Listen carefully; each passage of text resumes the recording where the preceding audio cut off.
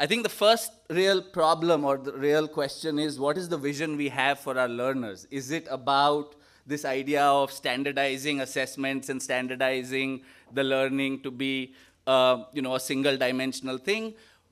Can young people live out of fear today? And that's been emphasized in multiple ways, and that fear really manifests through the system down to the young person. And therefore, the growth mindset that I can learn and I can learn to learn is not something that young people walk away with when they actually experience a learning environment. And I think that change from teacher told me to I can do this is really the change that we really need to think about bringing when we work on livelihoods or when we work on skills development. And therefore, I think the Quest approach has been rooted in three big pillars. The first is education technology. Education technology that allows young people to access meaningful learning on what they want to learn and really get them to start thinking and being self-learners. This is obviously not easy in terms of moving that mindset, but the second piece of our approach, which is building capacity of existing institutions who can enable this approach, and working with facilitators who have this need to control and have this power over young people. How can you change them to start getting young people excited about the idea of self-learning and give them the space and to some extent the love that can change their fear into a certain belief. And I think that is sort of the second approach that Quest believes, that we can work with existing systems and make sure that those systems have facilitators who can drive self-learning for young people. And the third piece is really getting them, getting an engaged community. And it takes, like we know, a community to really school a child.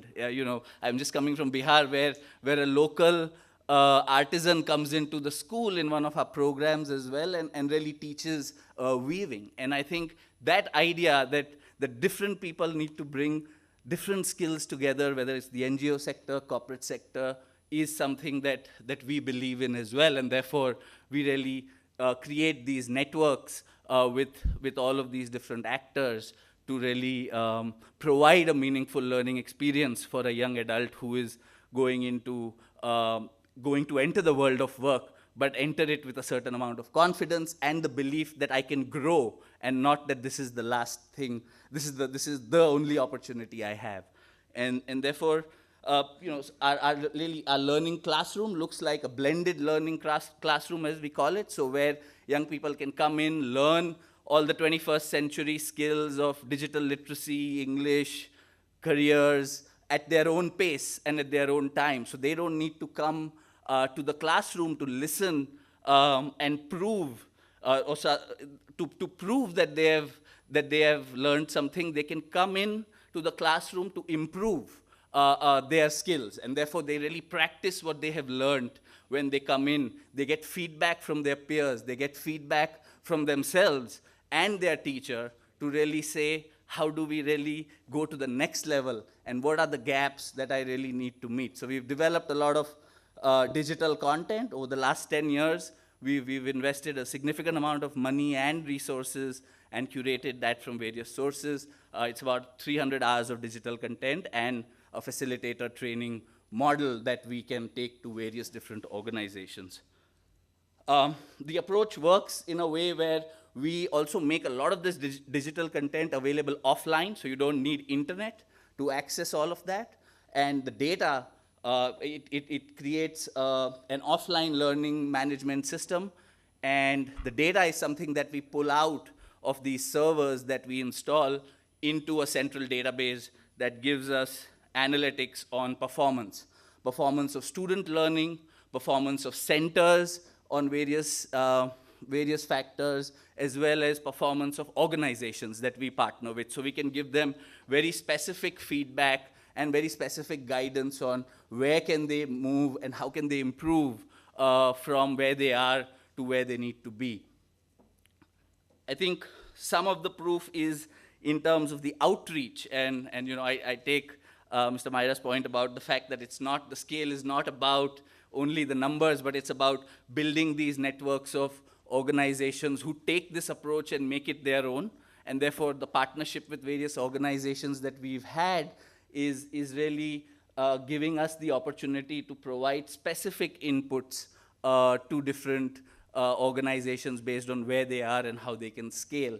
And also, we've seen a change in learning levels, especially for the ones who come with less of a learning achievement background. So when a young person can engage with content in a, in a way where the facilitator is not judging them, where no one is breathing down their neck, they can keep repeating whatever they want to learn. And that repetition really allows that person to engage in a non-threatening way, where that fear is not being reinforced. It's really the ability to have that engagement and opportunity to what I want to learn, which gives them feedback and which gives them the confidence that this is possible.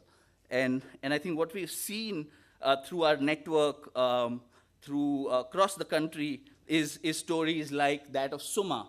And Suma, like any young girl who enters from a slightly rural, about 200 kilometers from Bangalore, and comes in and gets a job in a cafe coffee day, but her dream is something else. Her dream is to become a nurse. Her dream is to go and really get something that's not immediately available. But she needs to have that growth mindset when she is learning, when she is in the training center. She needs to have access to a lot of that content, but also a lot of that support system for career guidance and counseling after she leaves the course. So that's when she can go out and say, I can apply for my dream job, but I need to work and continue to nurture my dream. And I think that balance is something what we need to provide young people, that you need to get there, but you need to continue to nurture that dream, and there is a way to bridge that gap. And that's,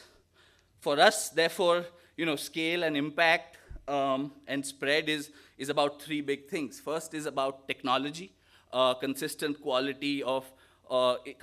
in quality of delivery, which is high quality digital content, data analytics and feedback loops that you keep giving back to learners, facilitators, and also continuous learning and counseling that we do currently through the Quest app. The second big pillar are facilitators. We can keep putting people into this value chain and keep training them, but till facilitators are there and they are learners themselves, and you build that mindset of learning in them, you cannot ensure a sustainable livelihood for the young person. And I think that's something we have done over the last 5 years, is just make a program called Master Coach that does just that for young people. And finally, I think the idea of decentralized learning. Can you not have to always come to a classroom? Can you not always have to ask someone to give you content, but can you seek that out from various platforms that are available, whether it's skill-based platforms that are there, aggregate content, and really give these experiences, transformative experiences, which connect the self, the career, and the industry in a meaningful way. And really, yeah, our goal is to reach by 2020, 200,000 young people. We've worked with some leading technology companies as well as foundations in the last 10 years. We have a team of about 75 people working in various states. And what we really need is really investment in more innovation. Innovation around technology development, around teaching and learning, building more intelligent, artificial intelligence systems that can really aggregate VR, AR as well as, I think, deeper engagement with training ecosystems, whether it's partnerships with ITIs, network of networks like these, funders who can really embed this thought process of moving from a traditional system to something that's more futuristic. And investing in that change management, because it takes time, it takes effort, it takes a lot of pain to get there, to move from a completely classroom-based environment to the one that promotes self-learning. And finally, I think access to industry networks, bodies that really can get this improvement in both content and a realistic expectation for young people.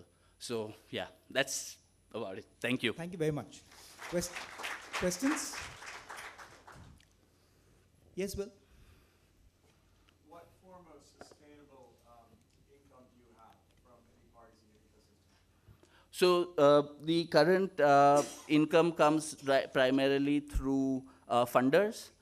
We also get investments from the training institutes in terms of the content costs in a lot of the organizations that we work with. And the app that we are building will allow us to also get certain income from the end user, which is the learner.